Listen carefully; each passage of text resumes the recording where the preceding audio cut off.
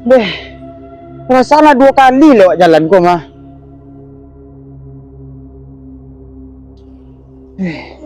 Ikut gara-gara banyak maliang gini kok mah, maliang sawit.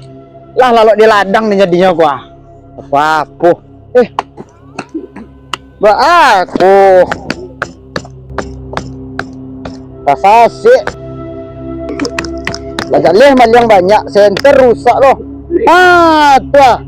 Kamu habis cari pondok alai. Oh yo, kayak api tadi. Aduh, zenya. Awak dah sase, senter rusak.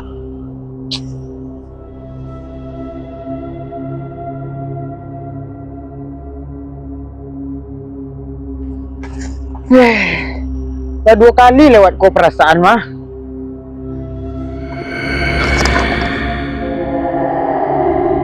Di center gadang apa namu di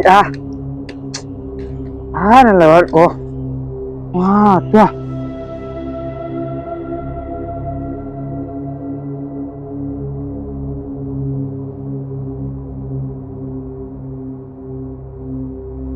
Tidak binatang tadi ko.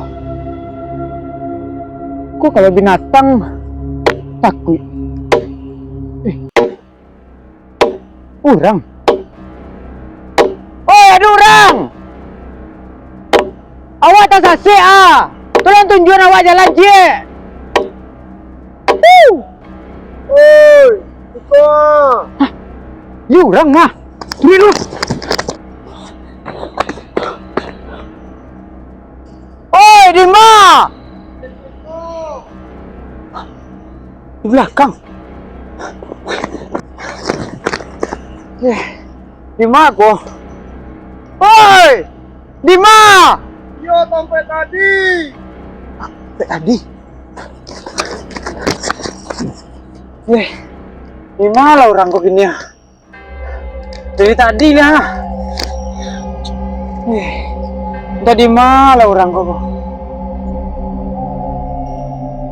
Di perasaan tak ada orang sekeliling kok mah. Sialan sampai ke Rimbo tengah malam kok.